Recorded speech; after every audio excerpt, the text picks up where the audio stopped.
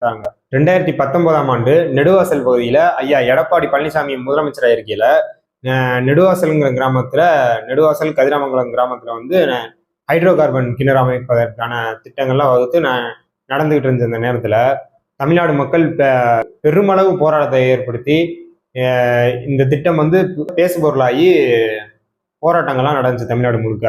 அப்பொழுது நாம் தமிழர் கட்சி அண்ணன் சீமான் அவர்களா இருக்கட்டும், இந்த போராட்டத்தை பெருமளவு முன்னெடுத்து கொண்டு போனாரு. அதுக்கப்புறம் சமூக ஆர்வலர்கள், இப்போது அந்த சமூக ஆர்வலர்லாம் எங்கே போனார்கள் தெரியல.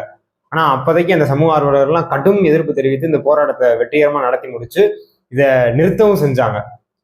இதையடுத்து 2020ஆம் ஆண்டு சட்டமன்றத்துல காவிரி டெல்டா பகுதிகள் அனைத்தையும் ஐயா எடப்பாடி பழனிசாமி அவர்கள் பாதுகாக்கப்பட்ட வேளாண் மண்டலம் என்று ஐயா அறிவித்தார்.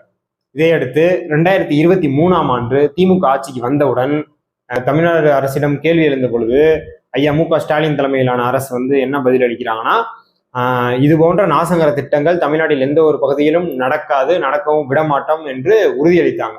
அப்படி இருக்கையில இப்படி ஒரு திட்டத்தை கொண்டாடுறது உங்களுக்கே நியாயமா இருக்கா என்று பலராலும் கேள்வி எழுப்பப்பட்டுகிட்டு இருக்கு.